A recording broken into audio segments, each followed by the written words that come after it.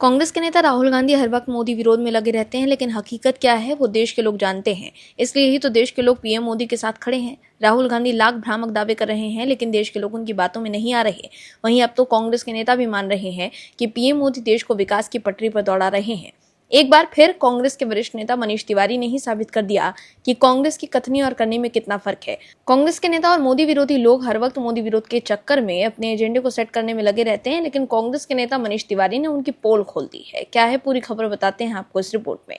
दर्शकों, पीएम मोदी को लेकर कांग्रेस आपस में ही बटी नजर आ रही है। जयराम रमेश, पवन खेड़ा और सुप्रिया सेन जैसे राहुल गांधी खेमे में नेता हर वक्त मोदी विरोध में लगे रहते हैं। वो सिर्फ पीएम मोदी की आलोचना करने में लगे रहते हैं, लेकिन पार्टी के वरिष्ठ नेता मनीष तिवारी ने बता दिया कि वो पीएम मोदी की विकास की योजनाओं के साथ खड़े हैं। दरअसल कांग्रेस के दिग्गज नेता और चंडीगढ़ से सांसद मनीष तिवारी की एक दिन पहले पीएम मोदी के साथ मंच साझा करते हुए तस्वीरें सामने आई थी। शुक्रवार को दोनों नेता एक साथ नजर आए। उनके बीच कुछ बातचीत भी हुई। जैसे ही यह घटनाक्रम सामने आया, राजनीतिक हलकों में इस मुलाकात को लेकर चर्चाएं शुरू हो गई। ऐसा होने की वजह से गौरतलब है कि पंजाब में अगले साल चुनाव है। ऐसे में कांग्रेस के भीतर राज्य में नेतृत्व को लेकर एक घमासान नजर आ रहा है। मनीष तिवारी ने भी पिछले दिनों इस मामले को लेकर टिप्पणी की थी। ऐसे में अब पीएम मोदी के साथ मंच शेयर करना और उनसे हुई मुलाकात को लेकर चर्चाएं शुरू हो गई हैं। तो कांग्रेस के नेता खुद सामने आकर जवाब दे रहे हैं। मनीष तिवारी ने शनिवार को उन आलोचकों को जवाब दिया जिन्होंने पीएम मोदी के साथ सरकारी कार्यक्रमों में उनकी मौजूदगी पर सवाल खड़े किए। मनीष तिवारी ने एक्स पर पोस्ट कर लिखा कि मैंने हमेशा पार्टी की राजनीति से ऊपर विकास की जरूरतों को रखने की कोशिश की है। मैं ऐसा ही हूं, चाहे कोई भी कुछ भी सोचे। पूर्व केंद्रीय मंत्री का यह बयान 17 जुलाई को हुए एक बड़े कार्यक्रम में मनीष तिवारी की मौजूदगी के बाद आया है। इस कार्यक्रम के दौरान पीएम मोदी ने पंजाब को कई सौगातें दी। इस दौरान चंडीगढ़ और मनीष तिवारी के पुराने संसदीय क्षेत्र श्री आनंदपुर साहिब में कई विकास परियोजनाओं का उद्घाटन भी किया गया।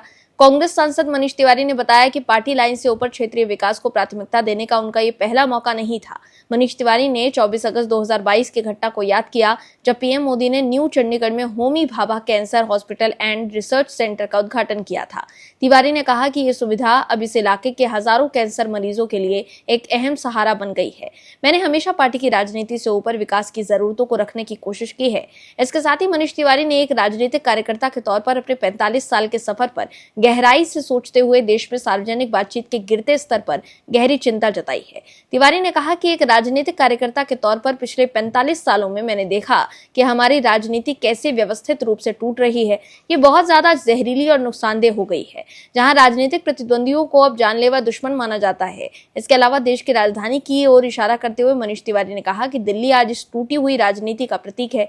बदलते राजनीतिक माहौल के बावजूद मनीष तिवारी ने कहा कि मैं जानबूझकर पुराने विचारों वाला बना हुआ हूं। वो बुनियादी शिष्टाचार, प्रोटोकॉल और इस मूल विश्वास को मानते हैं कि जनसेवा को आखिरकार कड़वे राजनीतिक मतभेदों से ऊपर होना चाहिए। तो देखा आपने कैसे अपने आलोचकों को करारा जवाब देते हुए मनीष तिवारी ने बता दिया कि वो विकास की राजनीति के साथ खड़े हुए हैं। आपको बता दें, शुक्रवार 17 जुलाई को चंडीगढ़ में हुए एक कार्यक्रम के बाद कांग्रेस सांसद मनीष तिवारी ने पीएम मोदी से थोड़ी देर बातचीत की थी। इस कार्यक्रम में पीएम मोदी ने 4700 करोड़ रुपए से ज्यादा की कई विकास परियोजनाओं का उद्घाटन और शिलान्यास किया था। वहीं कार्यक्रम खत्म होने के बाद चंडीगढ़ के सांसद मनीष तिवारी को मंच पर पीएम मोदी से बात करते हुए देखा गया था। अब केंद्रीय मंत्री जेपी नड्डा भी इस बातचीत में शामिल थे, लेकिन मनीष तिवारी की पीएम मोदी से बात करना मोदी विरोधी लोग हजम नहीं कर पाए और वो मनीष तिवारी पर ही सवाल खड़े करने लगे। लेकिन अपने आलोचकों को करारा जवाब देकर मनीष तिवारी ने उनकी बोलती बंद कर दी है। वहीं मनीष तिवारी द्वारा सफाई देने के बाद भी कुछ लोग सोशल मीडिया पर उन्हें शक की निगाहों से देख रहे हैं। मनीष तिवारी के पोस्ट पर जवाब देते हुए एक यूजर ने एक्स पर लिखा कि कैप्टन अमरिंदर सिंह ने दावा किया था कि आप 2024 में ही बीजेपी में शामिल होने के लिए तैयार थे। क्या ये भी झूठ है? क्या आप अपने टैक्स पेयर्स के पैसे से बने स्टेज पर मोदी के खुलेआम पॉलिटिकल भाषण का विरोध कर रहे थे? तो देखा आपने कि कैसे विपक्ष के समर्थक मनीष तिवारी से चिढ़े हुए हैं। Bureau report, OMS news. आप दर्शकों से विनम्र निवेदन है कि चैनल को सब्सक्राइब जरूर करें